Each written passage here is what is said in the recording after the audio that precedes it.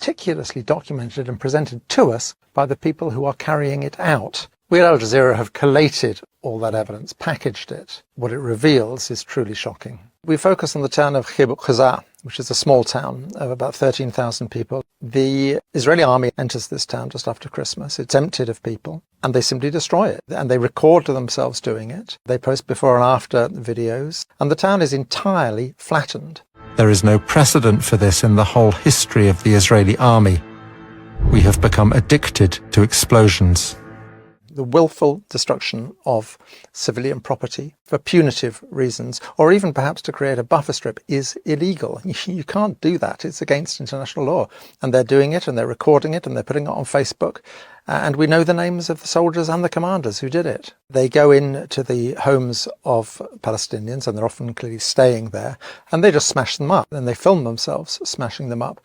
They also delight in going through women's underwear drawers, and this is a sort of recurring obsession. You have to see Israeli soldier videos in the context of the broader output of Israeli society. If you gave me a button to just erase Gaza, every single living being in Gaza would no longer be living tomorrow, I would press it in a second. I would press it right now. Give me that button and press it right now. There you go. And I think most Israelis would. There's an Israeli song called This Was My Home. And what they would do is dress up as caricatures of obviously what they perceive Palestinians to be, being sung mockingly to people who no longer have homes. We're not looking at some sort of obscure subculture within Israeli society. This is mainstream Israeli society.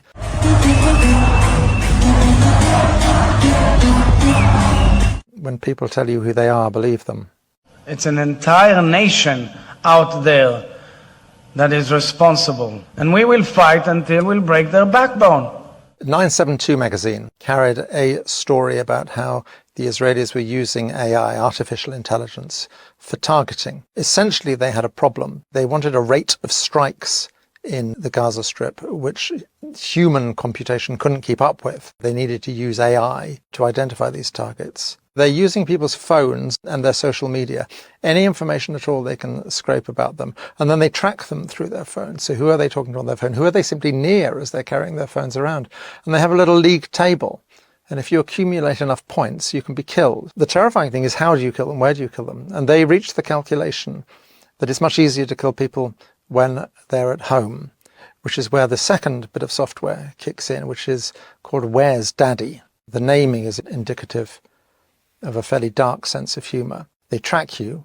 Once Daddy is home, they can kill you. And of course, along with anyone else who is in the house as well. It's astonishing what Israeli soldiers do put on film, but that raises the question of what they don't put on film. You very rarely see them actually fighting. Every now and then you'll see them all firing their guns, but usually pretty clear there's no incoming. On the other hand, what you see a great deal of is them dressing up in women's underwear. Has Israel managed to destroy Hamas? I would point to a really simple, common sense thing. Israeli soldiers have posted thousands of videos online. The IDF, the Israeli army, repeatedly posts videos online. Scour those videos for the bodies of dead fighters, and there's remarkably few. I remember 20 years ago in Afghanistan when the Taliban fell, before the age of social media, and I remember making films about that, footage with piles of corpses.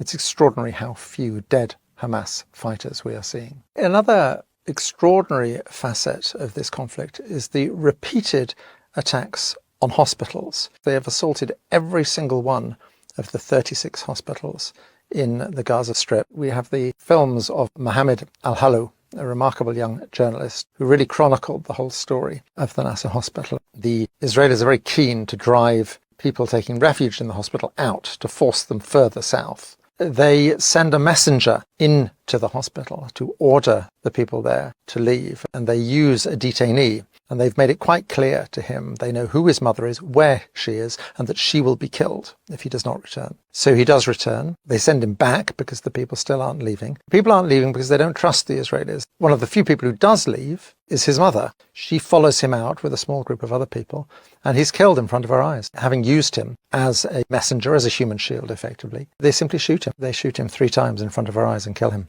What is extraordinary about so many of the soldiers' videos is the sense of impunity they have. One particular video is the 202nd paratroopers. When they left Gaza, individuals within that unit put together a video. It's like a commemorative video, and it's edited and it's set to music and so on. It's been up on YouTube now for 6 months. It includes 3 men, separate incidents, men who are shot by snipers. They are putting up the killing of people who are clearly unarmed. And for soldiers to post this in their own names shows a sense that they simply don't have to account for their actions at all. Deaths by snipers are very common in the Gaza Strip, and it's not just adult men. There's a particular shot of a child, a young boy, who was shot at the gates of the Nasser hospital. It's then too dangerous to collect the body. If you're a sniper, you know who you're shooting. You've got very good sights and you know perfectly well what you're looking at. Mohammed al-Helou, he is almost killed numerous times. One of the occasions is he's shot. He's wearing a flak jacket.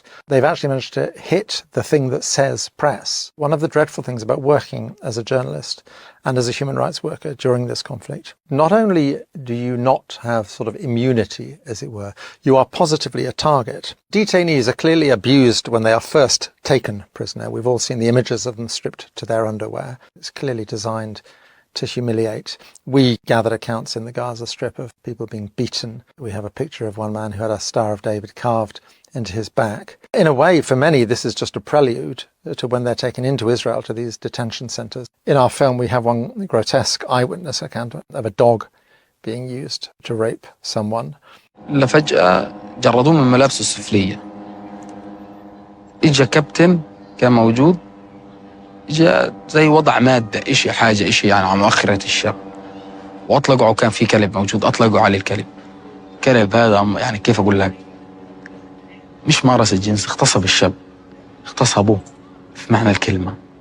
UN report at the end of June identified 53 individuals who have been killed in Israeli detention. There's a report on Israel's Channel 13 broadcasting to the world, advertising the fact, celebrating the fact that these men spend 24 hours in complete darkness with a single hole for a toilet, in handcuffs, chained together with leg cuffs. The whole focus of the report is clearly the Israeli public, and what they're trying to stress is how badly these people are being treated, because clearly the political issue within Israel is whether they're not being treated badly enough.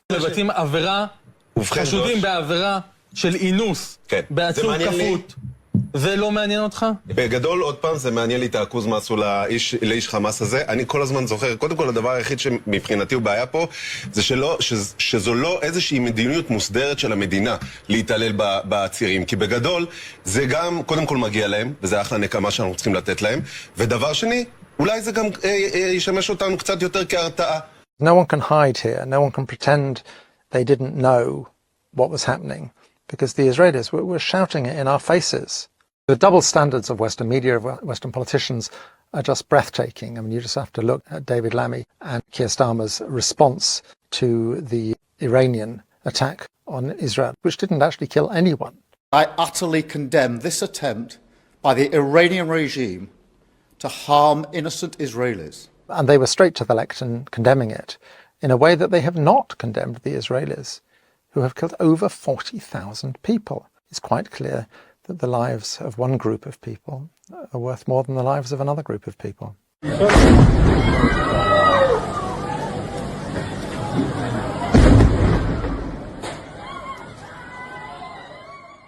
No one can say they didn't know. The Israelis could not have made it clearer to us what they were doing in their rhetoric, social media they were posting, and what their own media was saying, that this was an exercise in ethnic cleansing, quite possibly an exercise in genocide. They were making it abundantly clear to us. And if we are ignorant, we are willfully ignorant. When people tell you who they are, believe them.